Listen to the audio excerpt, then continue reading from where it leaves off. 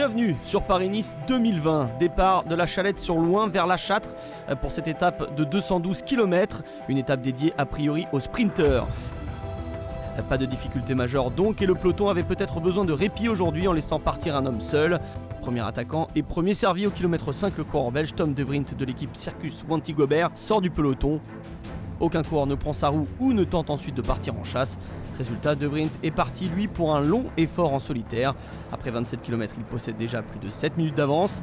La première heure de course est quelque peu récupératrice pour le peloton, à 37,4 km/h de moyenne. Pire pour la deuxième avec 35,3 et la moyenne chute encore lors de la troisième heure de course avec 34,2 km/h de moyenne. L'écart est stable aux alentours de 7 minutes d'avance sur plus de 100 km. Le peloton, lui, contrôle le fuyard du jour. Les aléas de la course pour Tom De Vriend à l'avant qui va perdre 1 minute sur un passage à niveau situé à 75 km de l'arrivée environ. Le coureur belge est quitte pour regarder passer le train. L'écart tombe rapidement à 3 minutes.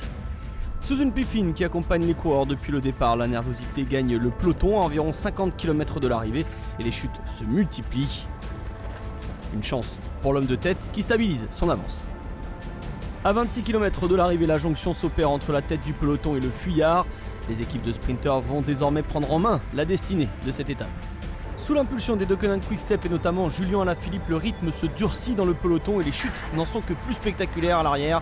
Parmi les sprinteurs, Brian Cocard est pris dans cette chute mais pas de bobo. À l'avant, on file vers la ligne d'arrivée. Ivan Garcia Cortina, the workhorse from day one, is the winner on day 3. À la surprise générale, avec une étape mouvementée et chahutée par plusieurs chutes dont celle de Bennett dans le dernier kilomètre, c'est l'Espagnol Garcia Cortina qui s'impose sur cette troisième étape. Après une victoire sur le Tour de Californie l'an passé, le rouleur de Bahreïn McLaren a profité de sa place dans l'emballage final et de sa fraîcheur pour gagner sa première course de la saison.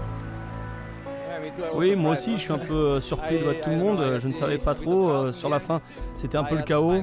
J'ai trouvé ma place dans le sprint, il y a eu un peu de place et d'espace, j'ai juste été à fond jusqu'à la ligne et j'étais capable de gagner cette étape. Pas encore de victoire pour les Cadors sur ce Paris-Nice, la faute à Garcia Cortina qui s'impose aujourd'hui devant Sagan et Andrea Pasqualone. Nizzolo termine dans le top 10, pas de changement au général.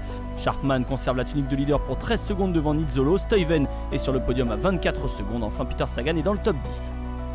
Demain, place au contre-la-montre de Saint-Amand-Montrond, ville de naissance de Julien Alaphilippe.